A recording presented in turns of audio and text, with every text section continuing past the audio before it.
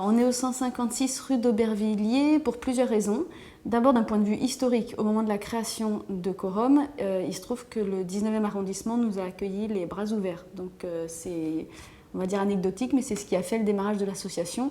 On a été très très bien accueillis, autant par les associations présentes que par la mairie. Et du coup, on a eu l'opportunité de développer notre activité. On nous a fait confiance dès le départ de la création de l'association.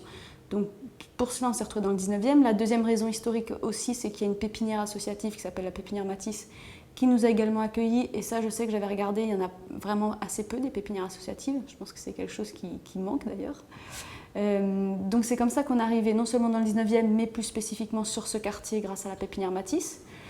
Suite au travail qu'on a développé, vraiment la dimension de proximité est très très importante. C'est vrai que lorsqu'on a voulu s'installer dans nos propres locaux, on a vraiment souhaité rester sur ce quartier pour continuer le travail qui avait été initié, parce que ça se déroule sur plusieurs années.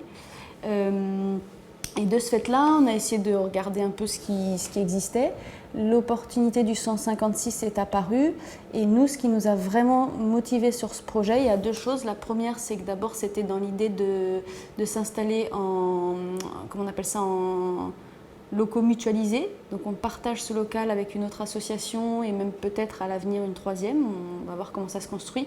Mais donc l'idée, c'était de ne pas s'installer tout seul, d'être dans une mutualisation. Dans cette idée de mutualisation, sur ce 156, il y a, si je ne me trompe pas, 4 associations au même numéro. Donc voilà, on s'est dit que ça pouvait vraiment être un pôle intéressant, dynamique, avec des activités différentes qui se complètent. Ça, c'était vraiment quelque chose qui nous intéressait. Et puis après, le deuxième élément, c'est par rapport au quartier, comme je le disais tout à l'heure. C'est vrai que sur le quartier Flandre, qui nous intéressait par rapport aux gens avec lesquels on travaille, cette partie du quartier-là est d'autant plus, j'ai envie de dire, touchante ou attirante qu'en fait, c'est une partie qui est difficile, je trouve. Voilà, on est à la bordure du 18e. Du coup, comme ça marche beaucoup par arrondissement, on se sent un peu en frontière, en fin de, alors qu'en fait, dans la vérité, il n'y a pas de...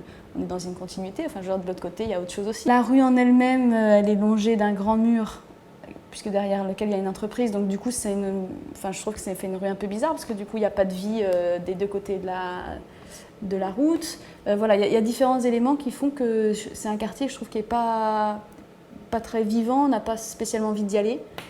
Donc s'il peut y avoir une vie associative qui tente de développer ça, je pense que ça peut être pas mal.